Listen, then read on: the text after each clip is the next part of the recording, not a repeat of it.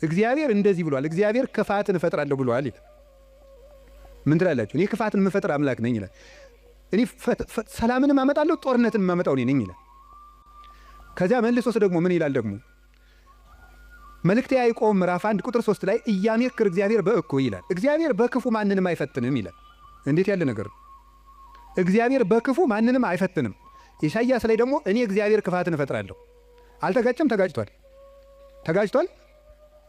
እሺ አልተጋጨም። አንስታሴዎስ የሚባል ሊቅ ምን ብሎ ይናገራል? መጽሐፍ ቅዱስ ተጣልቶ አያውቅም። መጽሐፍ ቅዱስ የተጣላ መስሎ የሚታየን እኛ ከመጽሐፍ ቅዱስ ጋር ስለተጣላን ነው ይላል። አንተ ከመጽሐፍ ጋር ስትታረቅ መጽሐፍ ተጣልተው አያውቁም ብሎ ይናገር። ስለዚህ እግዚአብሔር መልካም ነው። እስቲ እግዚአብሔር መልካም ነው በሉ። እግዚአብሔር ቸር ነው በሉ። ሰው ሁሉ እንዲድን ይፈልጋል፣ ይረዳናልም። ልብ በሉ። እንዲያውም ምንድን ነው የሚለው? ወይ ፈቅድ ምክንያት ለድህን። እግዚአብሔር ሰውን ለማዳን ምክንያት ይፈልጋል። ሰውን ምክንያት ፈልጎ ነው የሚያድን እንጂ ቆይ እስቲ በገሌ በምን ልፍረድበት አይደለም የሚለው።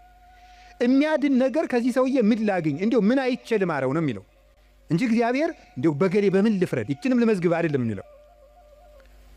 ኃጢአትን ብትቆጣጠር ኑሮ በፊት ማን ይቆማል ያለ ዳዊት ይሄን። ኃጢአትን ብትቆጥር በአንተ ፊት የሚቆም ማንም አይቆምም። ቸርነትን ነው የሚቆጥር። እግዚአብሔር ሰውን ለማዳን ተግቶ የሚሻ አምላክ መሆኑን የምታዩት ሰውን ለማዳን ወርቅ እፈልጋለሁ ቢል ኖሮ ወርቅ ስንት ሰው ይኖረዋል?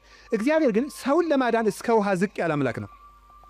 ቀዝቃዛ ውሃ የሰጠ ይድናል አለ። ምን ማለት መሰላችሁ? እስከ ትንሹ ነገራችሁ ድረስ እናንተን ለማዳን እወርዳለሁ። ውሃ ማንም ሰው ሊያገኘው የሚችለው ነው። ሌላ መንፈሳዊ ትርጉም አለው። ውሃ የሰጠ የተባለ ይላል ቅዱስ ቄርሎስ። ሰው ምንም ነገር ቢሰጥ በእግዚአብሔር ዘንድ ውሃ ነው። አካልህን እንኳን ለእግዚአብሔር ቆራርጠ ለሰማዕትነት አሳልፈ ብትሰጥ ለእግዚአብሔር ግን ውሃ እንደመስጠት ነው። ምክንያቱም ያ አካል የራሱ ነው። እግዚአብሔር ደግሞ ለአንተ ያደረገልህ ነገር ያንተ አካል ቢቆራረጥ እንኳን የማይመጥን ነው። ስለዚህ ለእግዚአብሔር ምንም ነገር ብንሰጥ ውሃ ነው። አካል እንኳን መስጠት ቢሆን ውሃ ነው።